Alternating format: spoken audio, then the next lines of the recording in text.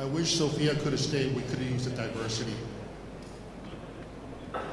My name is Roger. I'm the CEO of Qsearch and Autopolitic. We use artificial intelligence to analyze influence, and we also analyze politics to help political parties win their elections. So life gets interesting. Right to Michael, can you introduce yourself and some interesting project you're working on? Sure. So my name is Michael Bayle. I live in Madrid, Spain. I work for aMaDEUS, which is the largest travel company you probably have not heard of. We're a large B2B company. Move about 1.2 billion passengers a year, everything from your search, your airfare, your QR code, and your lost luggage.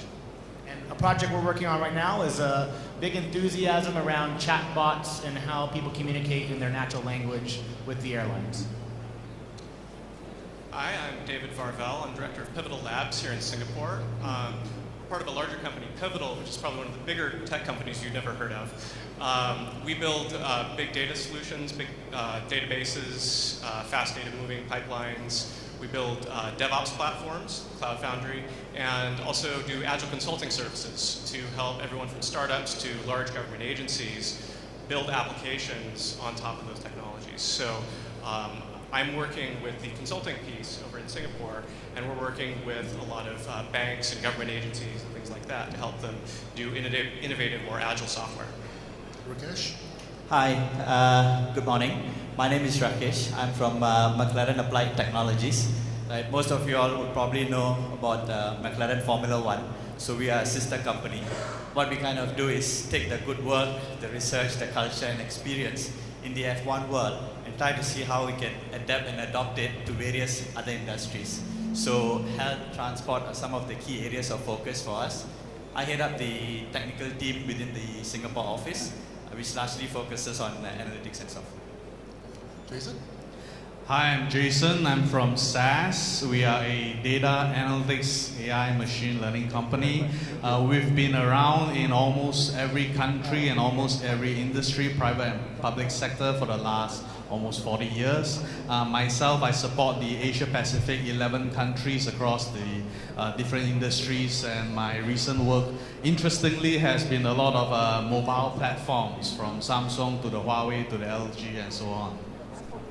I took some time to make sure we had a good panel, and with the 5 of us here and our company, we can build Skynet and enslave humanity. But we won't, not just because we're nice guys, because there's no recurring profit model in world domination. There really isn't. We try. Now, with machine learning being coined the next gold rush, what field do you find most exciting when you apply machine learning to? What field isn't exciting with machine learning right now? Any particular field you think that would be a big breakthrough for the application? So I think short term, right now, we're seeing a lot of action in finance and fintech. There's a huge benefit to be derived from fraud detection, from better investment selection, things like that. So we're seeing a lot of money and a lot of action happening right now. Big short-term wins. Long-term, I think healthcare is probably one of the most exciting things. It has the most potential for human impact, and for actually saving people's lives, which I think is one of the most important things we can do with technology.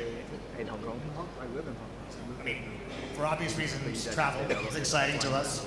Travel is a very slow-moving industry. You see a lot of euphoria in disruptive models with Uber and with Airbnb, which are very collaborative economies. But when it comes to machine learning and AI, no one really wants to move first. And by example, look at what Facebook has launched just a year ago. WeChat launched, of course, maybe 4 years ago in terms of message bots. You can maybe name a dozen airlines that have actually embraced this. So we're looking and realizing insurance, fintech are really exploiting these technologies. And the way we evaluate is twofold. One is customer service optimization. Where's my bag? How many bags can I bring on? What's the kilogram weight? And then ultimately e-commerce. And that's the real gold mine is e-commerce. Yeah, so I would place my bets in the health sector as well, right? Because it's a huge space out there. If you look at rising health costs, that's definitely one of the concerns that we have. And we're actually moving from what you call mass, so-called medication, to value-based or outcome-based medication. Right now, that's a whole transformation that we are looking towards precision medicine, right? Where you look at what you can specify for a single person as opposed to a cohort, right? So a lot of fun activities around that space, I think. So very much agreed with the panels over here. I think a major theme we hear is digital transformation, whether is it in medicine or whether is it in government or in FSI, financial services. And this digital transformation brings about many opportunities, but also brings about many risks. I mean, imagine you do banking without ever going to the bank again. Think of how much risk there is to actually manage. And using a human person to try to solve problems like that becomes a huge challenge. There's only so much things you can look at a short amount of time. You need to rely on machines to do that kind of analysis across many, many variables in a very short time to detect things like risk or maybe explore opportunities. Michael, I want to circle back to you. You said the travel industry is very slow to adopt AI, but it's an industry where most of the processes are repetitive. So what's the psychology or the business factor stopping the adoption? Because I think this might apply to other industries too. I think it's inertia. So a lot of airlines are very low margin businesses, and their investment capital is very oriented towards the in-flight experience. And when you realize all of the things that are needed to get the consumer to actually purchase a ticket, you know, it's not the first thing they embrace. They do the table stakes. So obviously they have websites, but you'd be surprised. The amount of transactions that are digital are much less than you'd think. And the amount of transactions that actually happen at, quote, airline.com are much more infrequent than you'd think.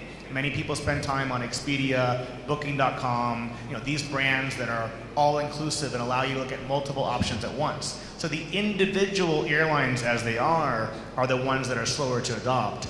The what they call meta search engines or the large online travel agencies, Ctrip, Expedia, Agoda, things like this, they're going to embrace technology faster.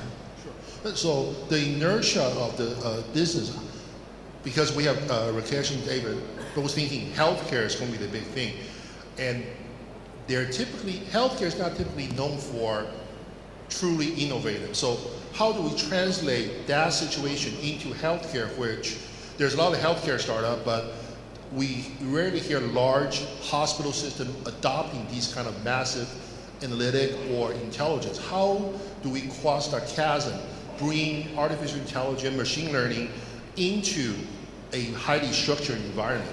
How do we cross that hurdle? So we try to bring innovative technology to all sorts of different companies and all industries, and some are more conservative than others. Often there's kind of a herd mentality where once one bank or one hospital adopts something, it becomes safe for other people in that industry to adopt it. So you just need that first follower. Also for certain things that are heavily regulated or have a lot of negative impact, like healthcare. If you get it wrong, that's really bad. So there's a bake-in period. People want to test it out, run long trials and things like that. I think that's why healthcare is a good long-term bet.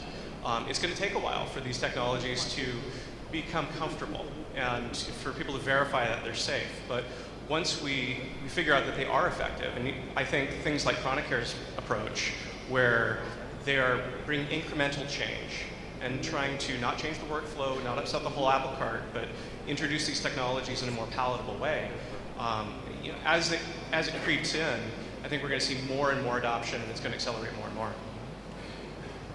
Yeah, I think the key word is probably incremental, doing it in steps, right? Because the problem space is very huge, right? You have got, you know, the whole slew of operational excellence related activities around the healthcare space. Then you have the personal level of collecting physiological parameters from individuals, right? So it goes from one spectrum to the other, right? But the way to kind of do it is show small incremental successes in specific application areas, right? You can't solve the world's problem, but identify where your strengths are, start working on those, show some initial success, right? And then have maybe a community-based approach, right? Where people can actually come together by way of having some platforms out there that others can contribute in terms of algorithms and analytics and see how and where we can bring that space to. Thank you. Jason, you guys are working with a lot of large organizations. Can you share some success case where you have been able to put machine learning into some companies' core strategy or their operation? Yes, in fact, I'll just follow the line a bit from what you just left off. We work with authorities, to hospitals, to banks, and so on. And if I take hospital as an example, you're absolutely right. You do not see a full-scale data analytics or machine learning department in hospitals. So whenever we encounter such organizations, we do have to start small. And that a machine suggesting some sort of recommendation or some sort of early warning system, as of today, is still a warning system perhaps to the doctor or the nurses. It's assistive rather than taking over the job itself. Because ultimately we still want a man in the loop to be sure for such kinds of cases. But then again, we strongly urge organizations, big or small, to explore opportunities if a machine could do the learning of the pattern, predicting the best outcome for you, optimizing based on the constraints you have, and suggesting those actions for you. You can look at places to really leverage on, whether it's for business opportunities or automation itself. Thank you. So when people talk about artificial intelligence, we think of a program doing research. I want to get into the idea about machine learning taking over our jobs. Let's talk about the two paradigms right now. Either we are all going to be enslaved by machine. Next year, I won't be here. Sophia, the robot, will be moderating this panel. Or the other paradigm where machine learning makes humans better at their job because we're creative, we can solve novel problems.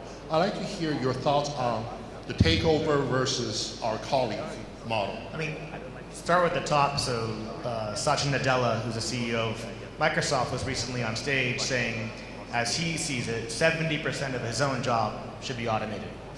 And when you think of that, that can be concerning. And at the same time, most of us probably don't have enough time in the day. So a classic example in travel, you more likely than not all traveled here.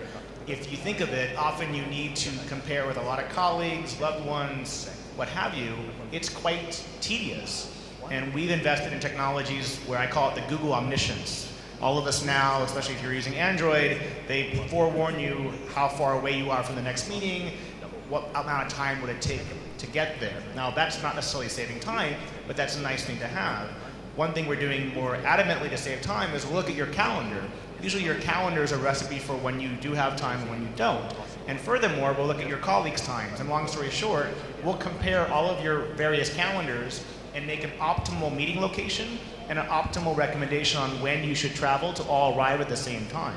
If you were to do that yourself, you often would have delegated to your PA, which then that person would probably take some amount of hours to compute. So we think there's a lot of automation, a lot of machine learning that can save time, so you use your mind for what you are paid for, which is more valuable than organizing meetings, perhaps. I'll be a lot more afraid of the robots taking over when my Roomba can find its way out of my closet. I think it depends on the job that you're talking about. Some jobs that are rote, mechanical kind of jobs, ticket takers and things like that, those jobs are going to go away. We've already seen people that had jobs at toll booths being replaced by automated systems.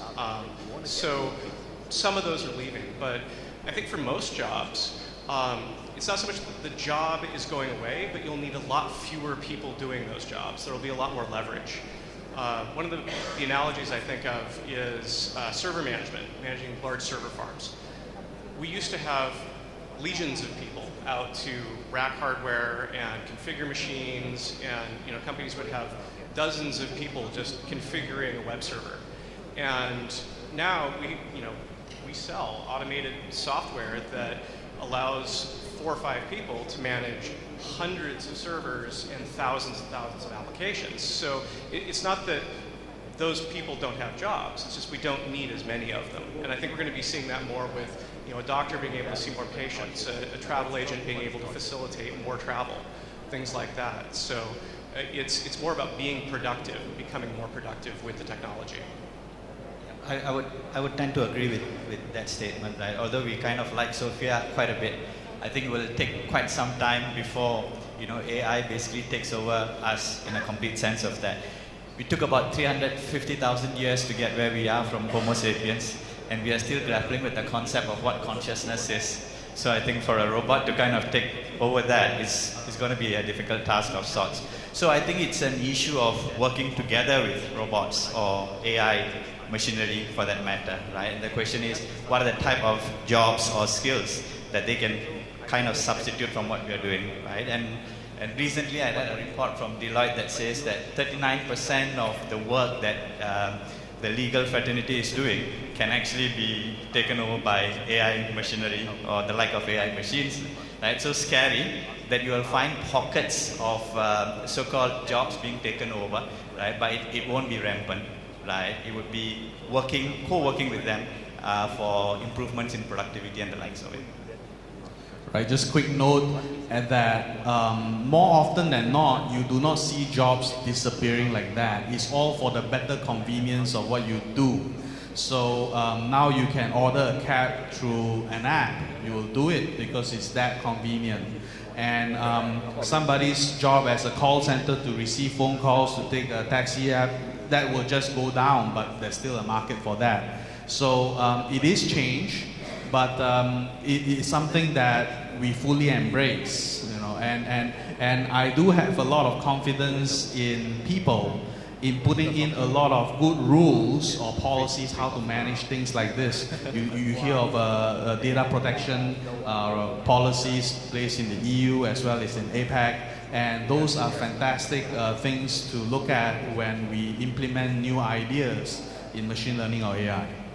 So just a quick survey. Nobody here thinks they're going to lose their job to AI in the next couple of years, right? No. The lesson is work for a company that creates AI, not work for one that will be replaced by AI. There's something very interesting going on.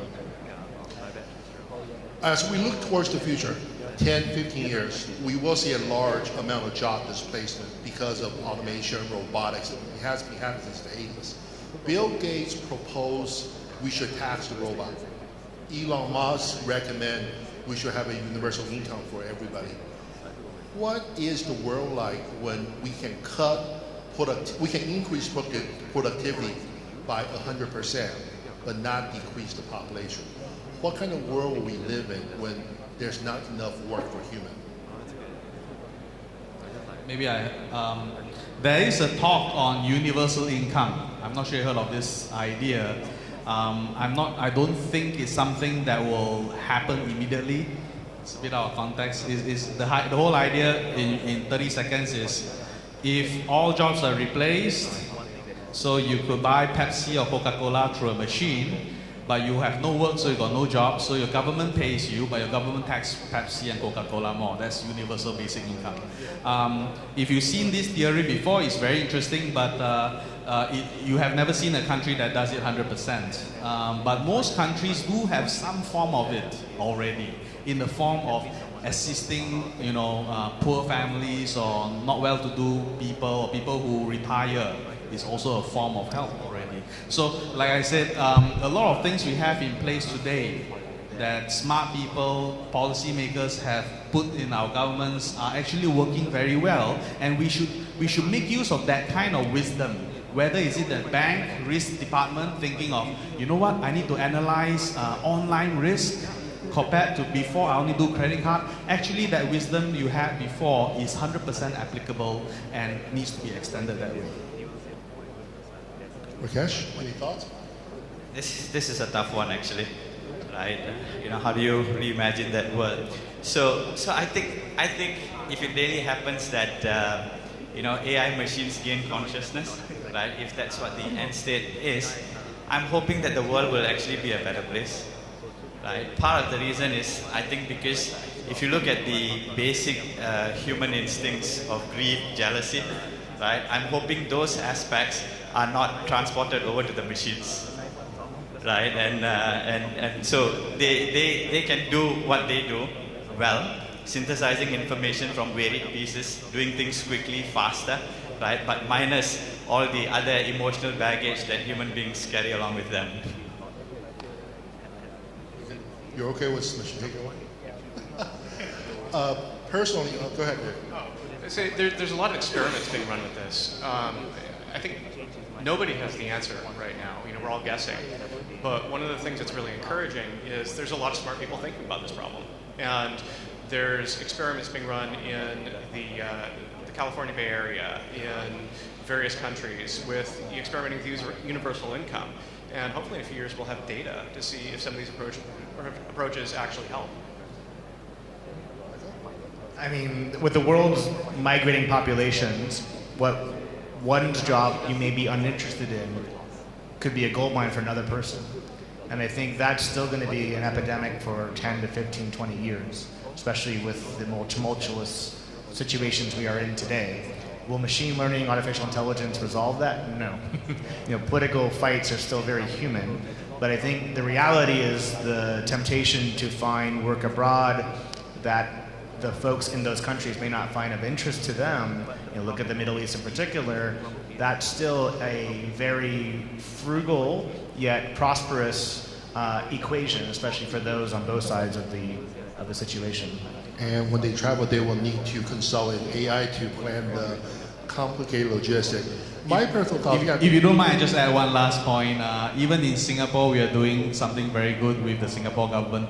The Workforce Development Agency in Singapore is using machine learning to try to figure out what kind of jobs might sunset and try to re-educate people and move them to better places. I just want to add this little point that I think is a great piece of work. But I know the job of predicting which job will sunset will not go out of business.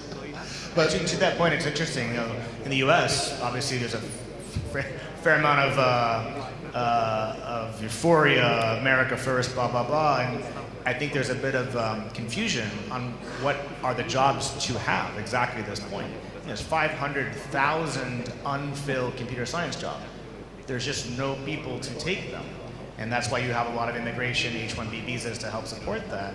And there's initiatives like code.org and others that are really looking at generations one away and allow them to understand coding is very intriguing. It's a foundation of a lot of analytics. And then ultimately, these trained individuals, children now, teenagers soon, and adults later, will fill these 500,000 open jobs, not manufacturing jobs per se. My thoughts on this is different. I think we believe we need to see double-digit unemployment for society to counter threats. I think unemployment, if it goes into high single-digit, may stress some society to a point of civil disorder and chaos. I don't think we need to see double-digit. In some parts of the world, a low single digit is enough to trigger. I mean, Spain is 29% unemployment. Yeah, they're still living life. 100% of them sleep 2 extra hours in the afternoon. That cuts down the productivity. But I think we underestimate the ability for large event to trigger because we know job loss will accelerate quicker than government can respond. So that's something I'm always thinking about, trying to figure out what's the next country to move to. I stay awake about this. One thing I want to talk about. Let's think about the larger issue of machine learning playing in society. One recent thing came to surface. Wisconsin court in the United States uses a private company proprietary algorithm to predict the likelihood of a convicted criminal's impact on society. And a defendant was sentenced to 6 years in prison just for fleeing from the police. No other violent act, just for fleeing to the police. The algorithm predicted he has a high chance of impacting the community. Now, that's just something scary, but when we look at the kind of advanced AI, creating language to describe their own algorithm that are not understandable by human beings, how do we reconcile AI's power over our policy, our society, and our inability to even understand why they made this choice? And as the guys on the cutting edge of AI, this is the question I like to pose. This is the big one, I know. Yeah, how do we debate about social policy or impact on society when the decision made by the AI are encoded in their own language that we can't even understand? Okay, I'm going to give you a shot. First of all, in all that we've done so far, the models we create and so on, it still has to have some form of transparency. Example, the model was developed based on what kind of data, who developed it, what kind of decisions were made based on that, and what kind of impact. We do not let the machine decide or create policies. We already know what are the moving parts, and we know the outcomes of the moving parts.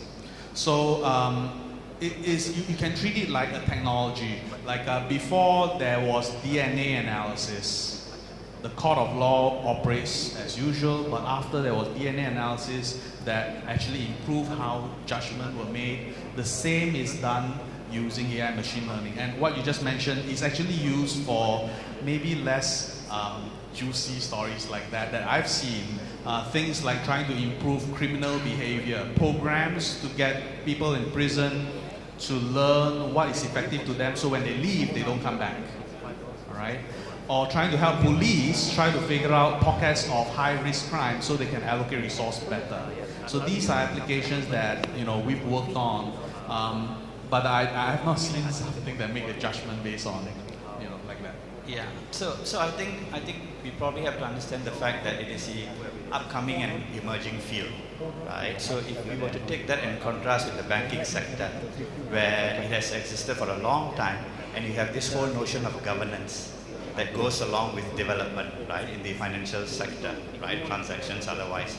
Likewise, I think as we try to grapple across the space of development within AI, there would be a lot of enabling infrastructure that would need to be put in place, governance being one of them, right? And when it comes to policy, then it would just not be maybe a deep learning algorithm spitting out policies, right? There will be structure around how these policies finally get so-called accepted and adopted in society. I mean, I think you have filters in travel. I mean, many of us probably use Google. I think we're rewarded when it has the intuition. As we type a few characters, it literally knows what I'm thinking. And as we compress that intuition to transaction, that usually is a good feeling. Now, there is an example in the States recently in January where a little girl had asked Alexa to order a dollhouse and chocolates and succeeded. No filter, no password, nothing. But what's more interesting, and it wasn't as covered, was there was a news story describing how this young girl had ordered a dollhouse and chocolates and it received it. But then as the newscast broadcasted, all the other Alexas were listening to, I want a dollhouse and chocolates.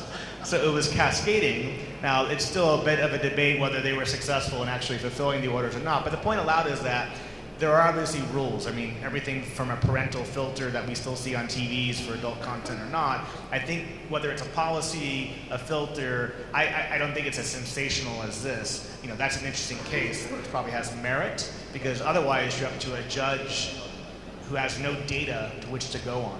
So is instinct better than an algorithm? That's the whole point of artificial intelligence. So I'm thinking of all the different projects that we're actually seeing being built, and all of the systems for detecting tax fraud, for giving security clearances, for weapons systems, for medical systems. And one common element is that it's really hard to take the humans completely out of the equation. You'll have machine learning scoring, you'll have the system spit out some kind of result, but there's usually some human being an adjudicator at the end, or a final verifier, or somebody who actually pushes the button to do something, because you want to have the human element in for making those really important decisions. And if those humans don't have the information they need in order to make a proper decision, they're going to demand a system that gives them the information they need.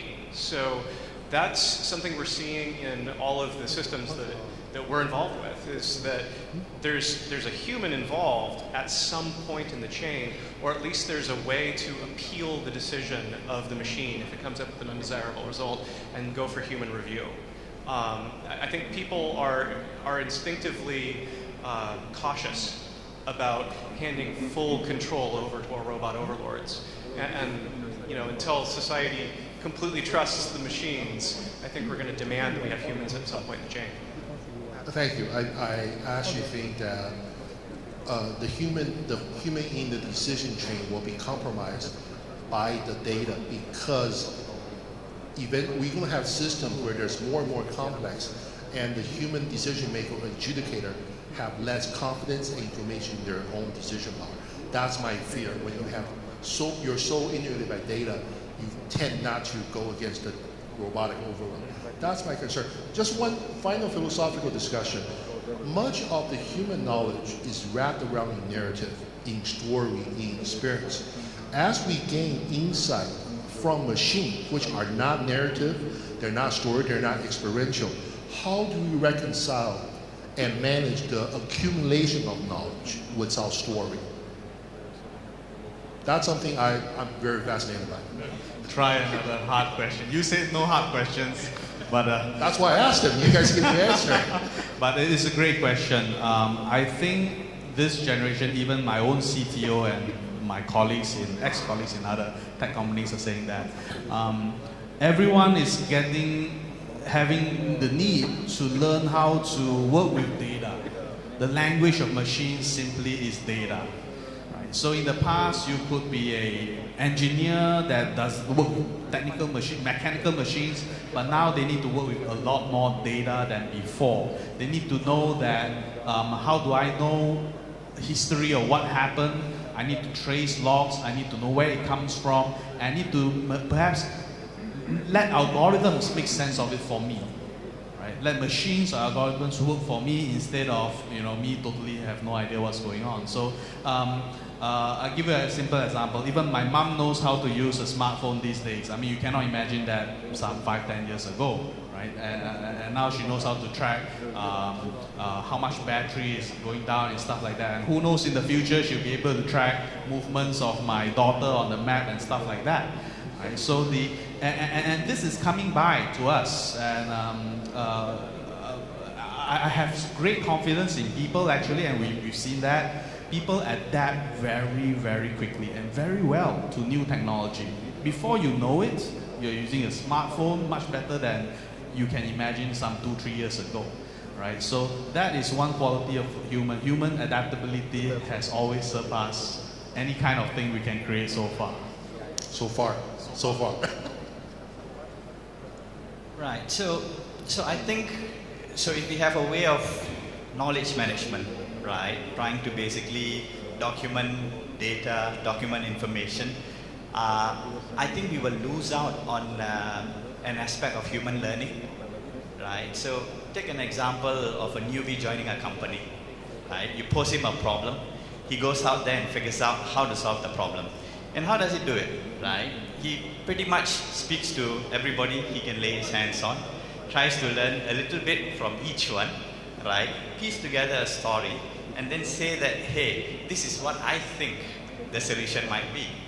And in this entire process, what he has actually done, he's actually figured out or sized up people, right? Knowing who to go for what kind of information, the reliability of information that they will give you, right? And so in the entire process, there's so much learning, right? As opposed to now, if everything is well documented, right, through a system, and he just needs to tap on something and all the information data is out there.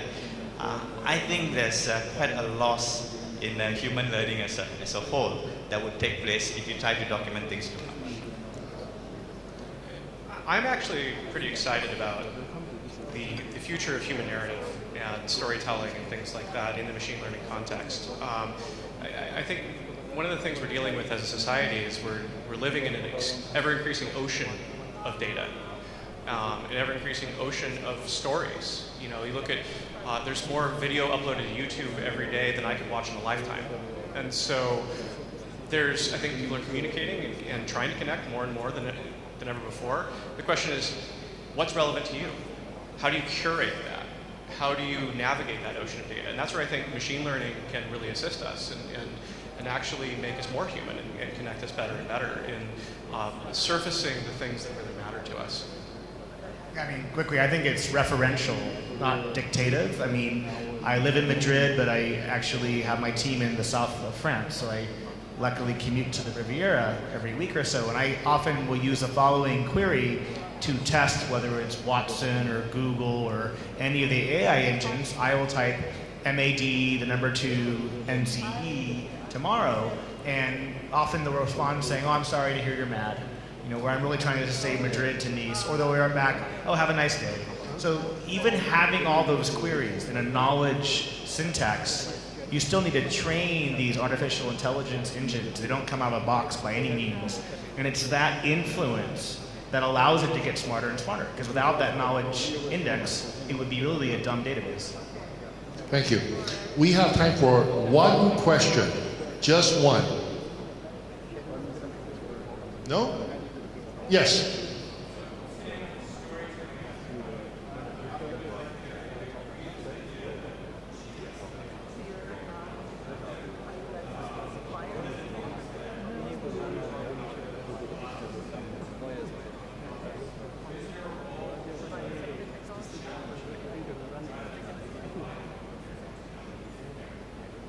Thank you.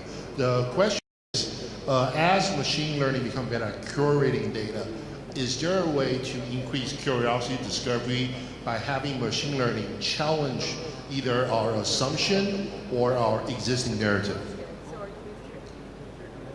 Well, I think the first question is, do people want to be challenged? If you look at what can the technology provide, I can push a button on Google Music that says, you know, find me something new. Find something that doesn't match my current established taste and cross-pollinate from some other genres. It's up to me to decide whether or not I want that and whether I want to push that button. And I think this is a question we're going to have to ask as a society: is should we be forcing ourselves to stretch a little bit and expand our horizons as people? The amount of things we can extrapolate from data is quite a lot. I mean, there's a traditional assumption that machine learning requires data. That's 100% true. But then also the same way we use data is to look for what could be an anomaly that has not even appeared yet. Right? My data tells me what's normal. So if I exhibit a behavior that's absolutely abnormal, the machine can tell me, oh, I think you're going the wrong way, for example. Right? So there are applications of using data in machine learning to find things that you don't even have a data point on. So I would say, like you said, like what you're saying here, that we don't have a limit to what machine learning could do other than what we choose it to do and whether it works for us or not. I want to thank my panelists, Michael, David, Rakesh, and Jason. This has been an absolutely fascinating discussion. I can go on, but I know even with all our experience, we're not more interesting than lunch. So with that, thank you very much. Please help me thank our panelists.